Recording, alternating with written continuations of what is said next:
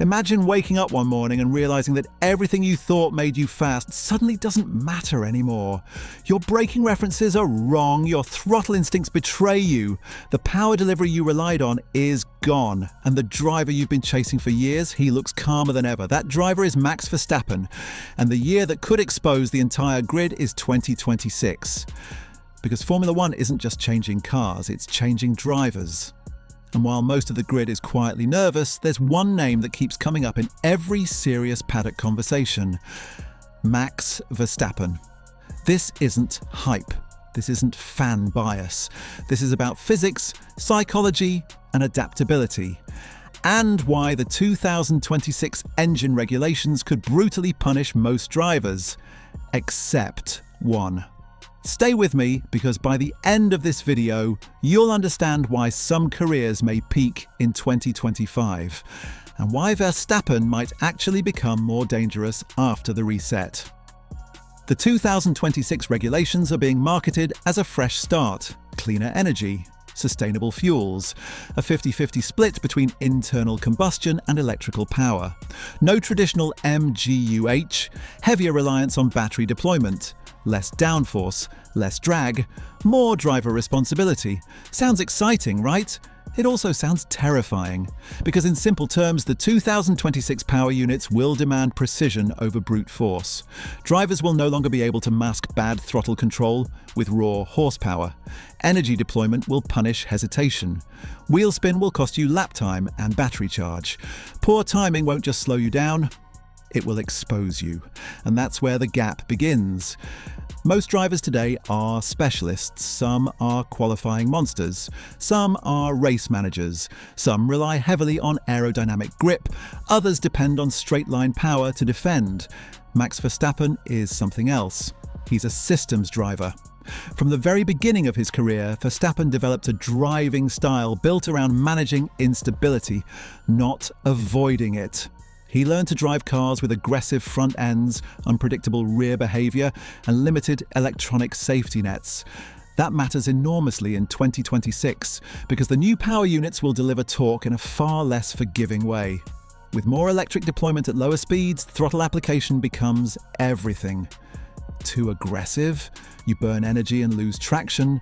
Too cautious, you get swallowed on corner exit. There is no safe middle ground. Most drivers will need to learn this balance. Verstappen already lives there, and here's where it gets uncomfortable for the rest of the grid. Max doesn't react to grip. He anticipates it. He doesn't correct slides. He uses them. That means when power delivery becomes inconsistent, when energy harvesting changes corner by corner, he's not scrambling. He's adjusting subconsciously. Let me put it this way. For many drivers, the 2026 engine rules will feel like learning to drive again. For Max, it will feel like home.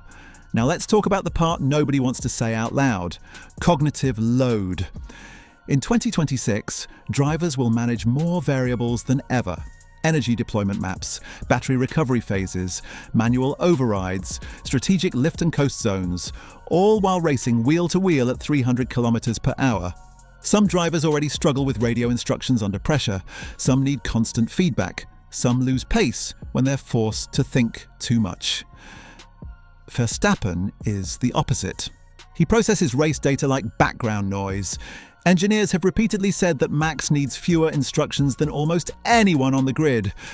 He understands what the car is doing before the data confirms it. That's critical in 2026, because drivers won't just drive fast, they'll manage energy like chess grandmasters. And here's the scary part: most drivers will be conservative early on. They'll protect battery life, they'll hesitate on deployment, they'll fear mistakes. Max won't. He'll push until he finds the limit, then live exactly on it. Quick pause. If you're enjoying this breakdown so far, do me a favor and hit the like button. It helps more than you think. And if you want more deep dive F1 content that goes beyond headlines, subscribe now, because 2026 is going to be chaos, and we're going to break every bit of it down. Also, tell me in the comments, who do you think struggles most with the 2026 rules? I'm genuinely curious. Now let's get into why some drivers are about to be exposed. The removal of the MGU-H is massive. That system smoothed power delivery and masked throttle mistakes for years. Without it, turbo lag becomes more noticeable and energy recovery becomes more situational. Drivers who rely on predictable power curves will suffer. Drivers who rely on mechanical feel will thrive. Guess which category Verstappen belongs to? Max has always preferred a car that talks to him, even if that conversation is aggressive.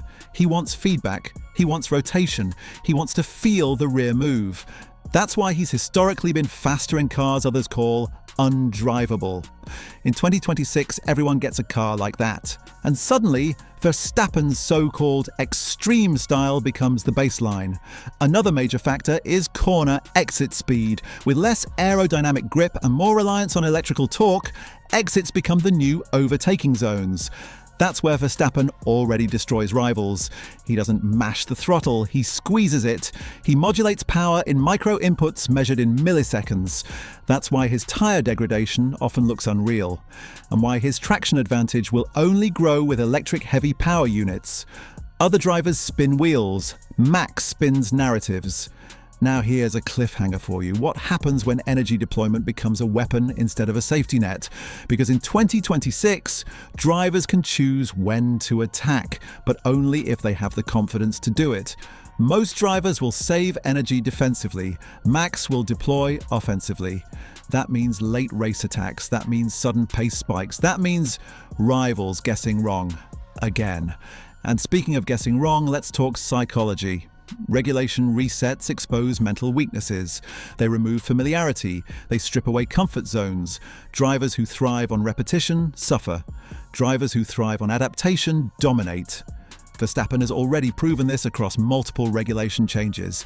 Each time Formula One has shifted direction, he's adapted faster than the grid. That's not coincidence. That's mental architecture. And now let me ask you something uncomfortable. How many drivers on the grid have ever driven without fear of crashing and without fear of losing control? Very few. Max is one of them. That fearlessness matters in 2026 because drivers will be closer to the edge more often. Battery deployment mistakes can destabilize the car mid-corner. Recovery phases can upset balance. There will be moments where instinct matters more than instruction. And when instinct takes over, Verstappen separates. Another pattern interrupt. Be honest, if you were designing a brand new Formula One engine era, would you rather be a driver who needs stability or a driver who thrives in chaos? Exactly. Now imagine being one of Max's rivals, watching him adapt faster, deploy energy smarter, and defend harder, all while you're still figuring out battery maps. That's how gaps are created in modern F1. Not with speed alone, with understanding. And here's the final truth that terrifies the grid. Max Verstappen doesn't just prepare for regulations, he prepares for consequences. He understands what rules are trying to achieve and where they can be exploited. That's why so many people inside the paddock quietly believe the 2026 engine rules won't level the field. They'll filter it, and Max passes every filter. So when people ask, will 2026 finally stop Verstappen? The better question is, what if it actually frees him? What if removing complexity for engineers adds responsibility for drivers? And Max handles that responsibility better than anyone else. That's not a scary thought, that's a warning. Now, before you go, drop your take in the comments. Do you think the 2026 engine rules help Max or finally hurt him? And if you made it this far, hit subscribe, because the next video breaks down which drivers are at the biggest risk of being exposed in 2026. Thanks for watching. I'll see you in the next one.